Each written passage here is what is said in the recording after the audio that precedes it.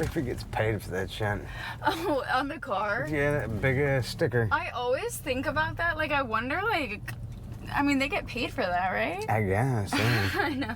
I always wondered about that. Like, why? You were really gonna do that, and then you fucking... Okay. Well, whatever. People are just so annoying. Houston drivers are the worst, though. No, actually, I had some people in the car a couple days ago.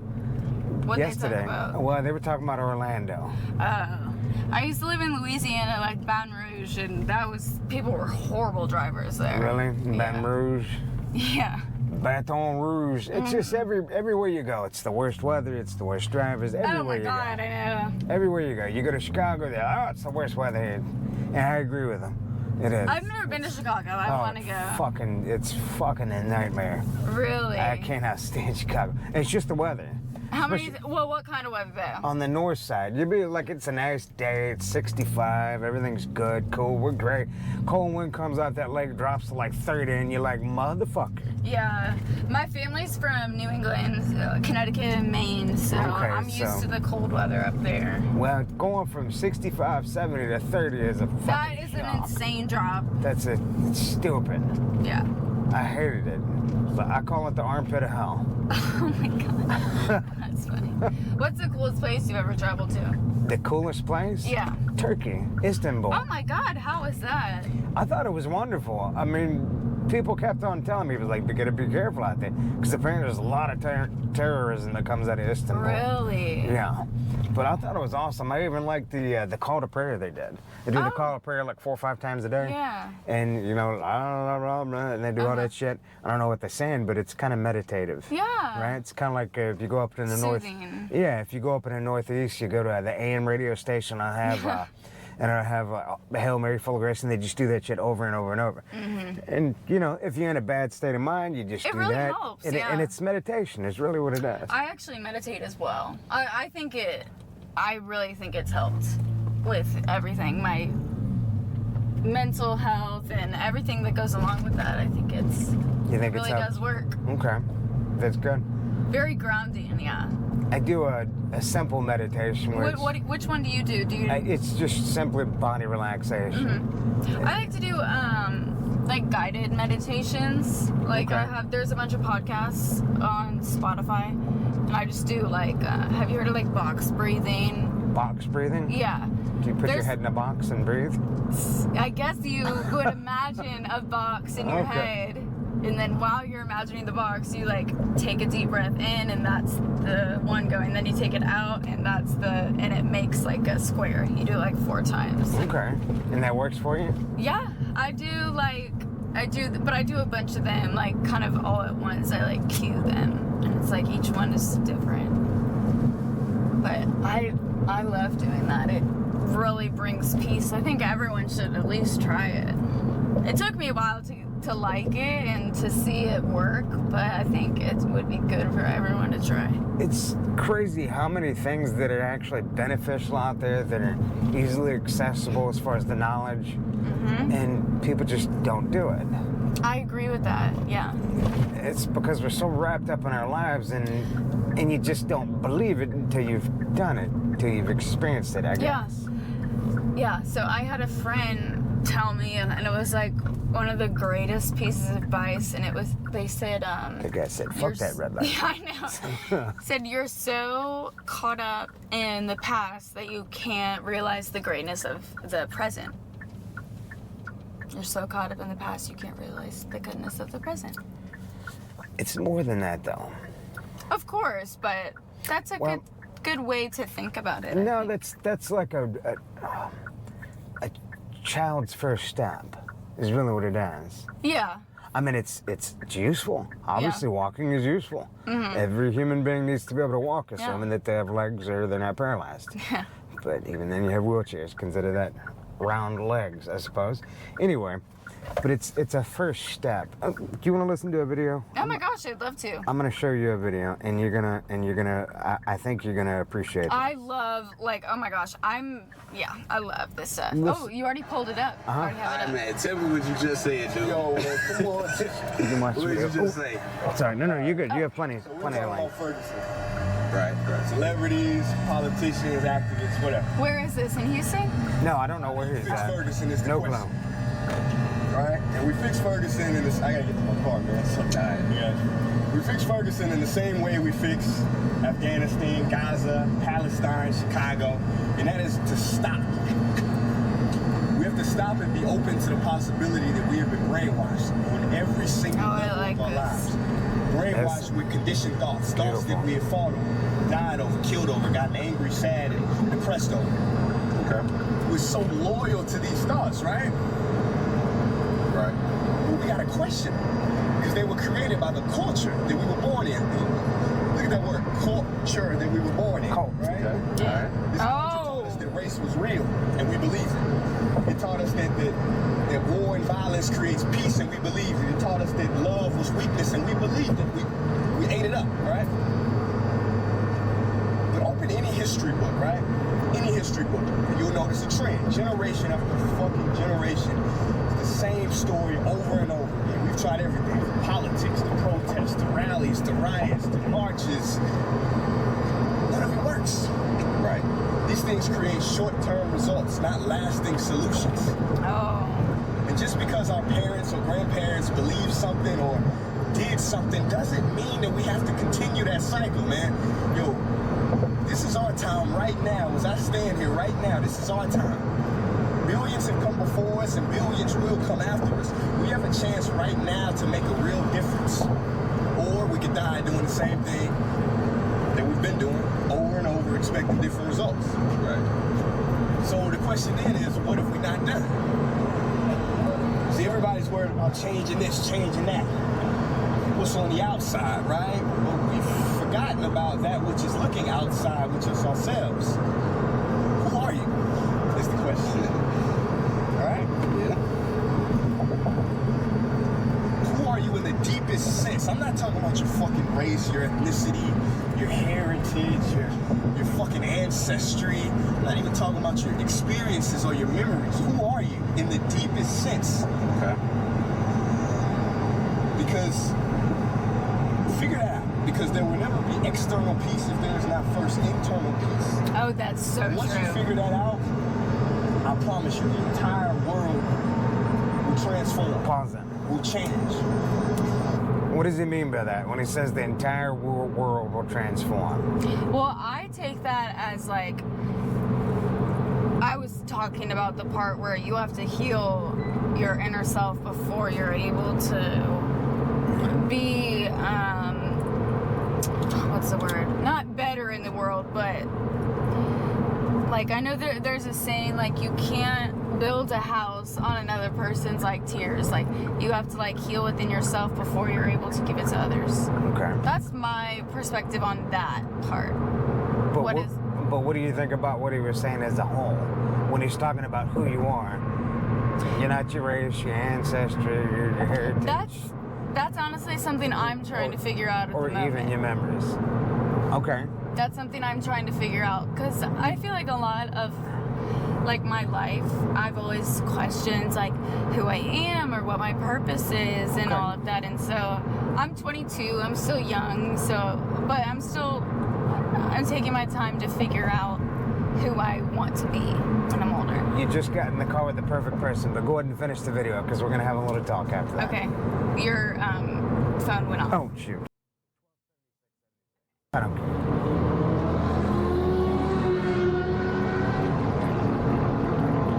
There we go. Okay.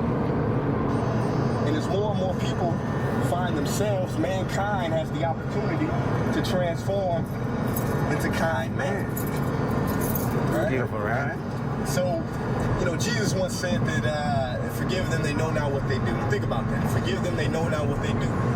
They know not what they do because they know not who they are. Okay. I like that. A lot of people, they won't understand the words that I'm saying. They just won't hear it. That's it. Forgive them, they know not what they do because they know not who they are. Right?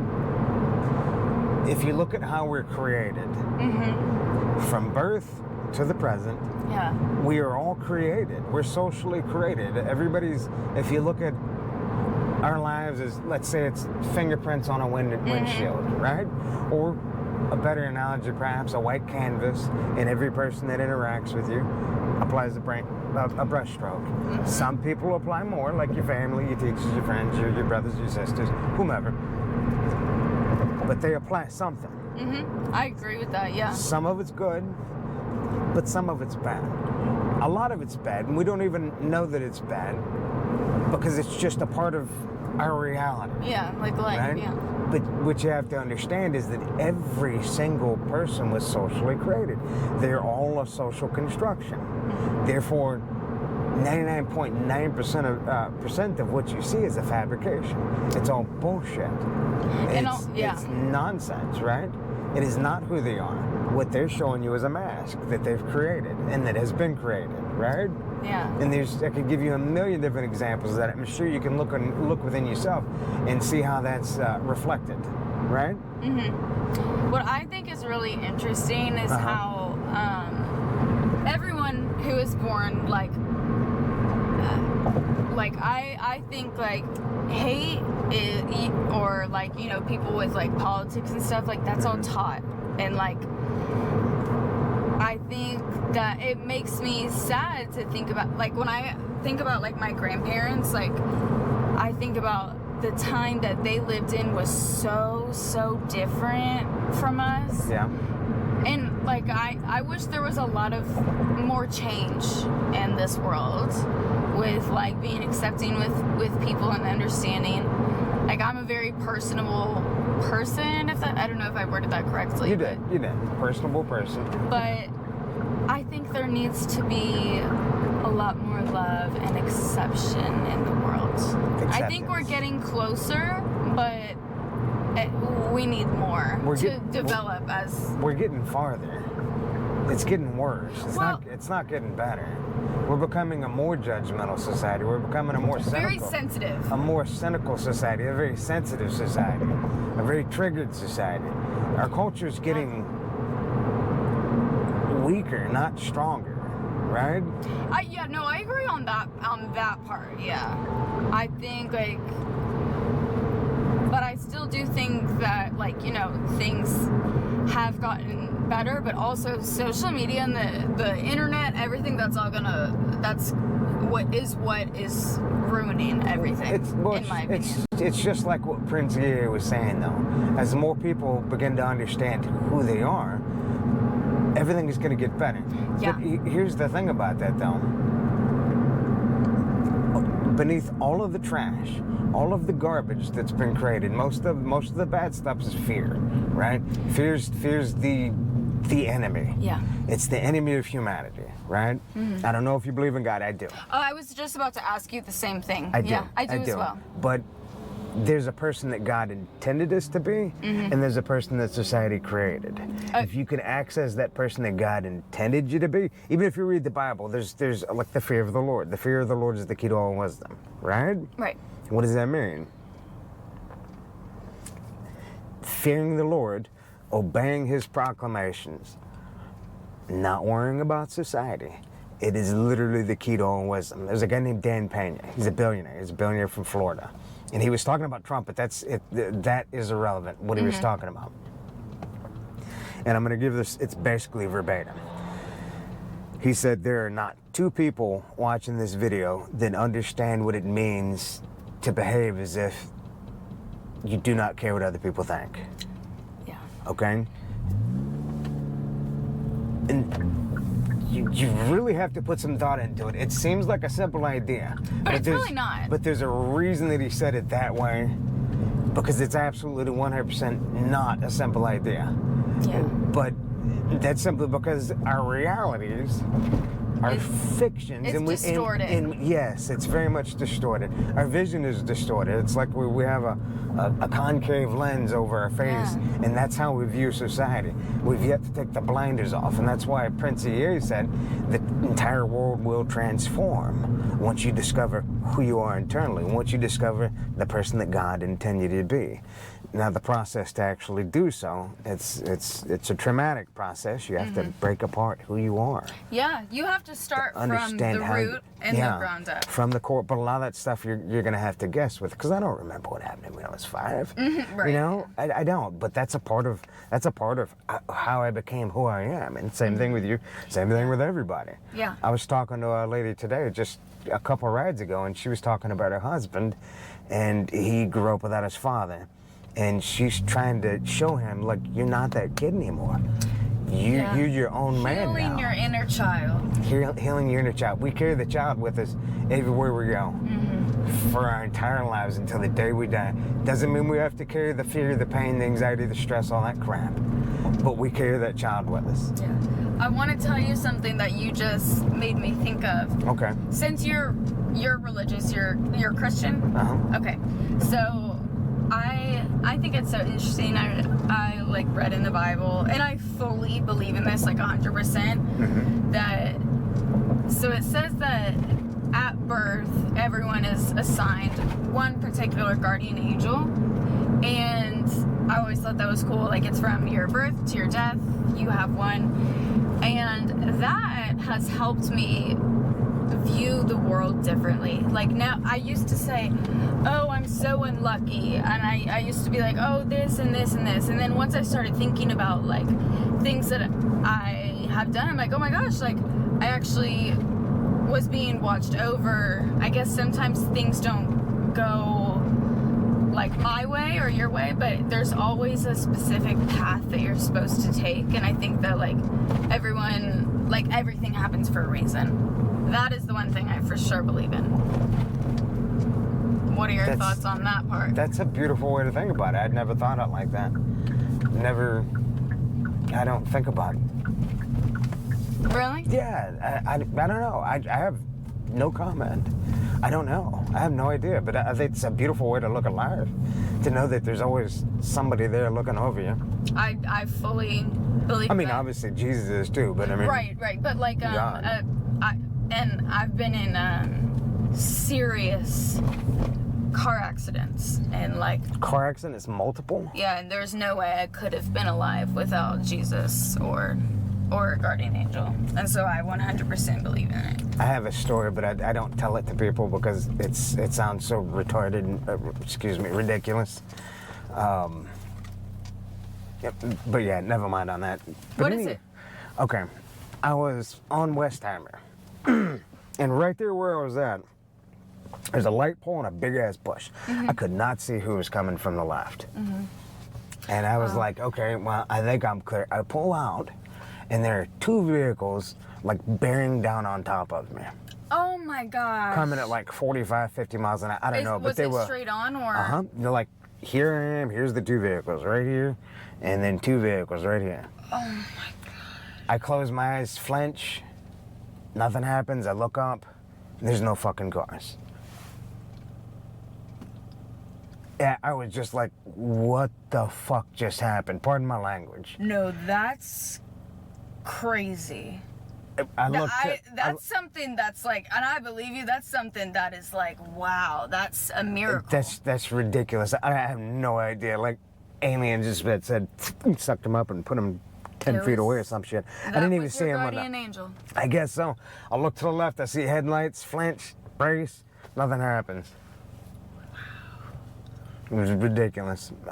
So my last piece of advice for you is to think about all the good things instead of the bad. Like how I said, we're also focused on the past rather than the present.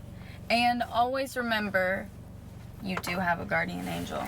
Let me add to that. Have you ever watched American History X? No, but no, I have not. Watch it. What is it It's called? American History X. Okay. It's- I love history, so. No, it's not about history. Oh. No. It's a movie with Edward Norton Jr. Okay. It's the one thing that Hollywood got right. The rest of the crap they put out is pretty much garbage. But this one they got right. It's about a neo-Nazi. Okay? He's a neo-Nazi. He hates black people. He reads from the Mein Kampf or whatever. He's a bad dude, right? Yeah. He catches a black guy breaking into his car, and, okay, granted, the guy probably deserved an ass whooping, but He put his mouth on a curb, stomped the back of his head. I know. Listen. And he kills him. That's an. I assume he kills him. I don't Inhumane. think it. Yeah, I know it's horrible. It's disgusting. But then he goes to prison, and he's stuck doing laundry with this black guy. And at first he ignores him. He probably talks a little crap. I don't know. It's been a long time since I watched it, but it just impacted me so hard, and it. I think Changed it was your perspective? it was either late '90s or early 2000s when the movie came out, and it definitely changed my perspective. But the black guy, he's messing with him. He's just talking to him, joking with him, clowning with him, and he ignores him until finally one day he makes a joke that made Edward Norton Jr. laugh. So he starts laughing, and next thing you know, they become pals. And next thing you know, he disavows his neo-Nazi shit, right? That's- I like that. And what it does is it demonstrates how you actually change people. You don't change people by throwing stones, protesting, yelling, just like Prince Ye was talking about. You don't change people that way. Nothing's gonna happen. People, it's human nature. You push them, they push back, Yeah. right? Yeah. But this guy, he showed him love. He didn't care about the swastikas on his freaking arms and all this other crap. He just saw another human being who wanted to connect with him, and I he think did. love heals all. And he changed his heart. It does.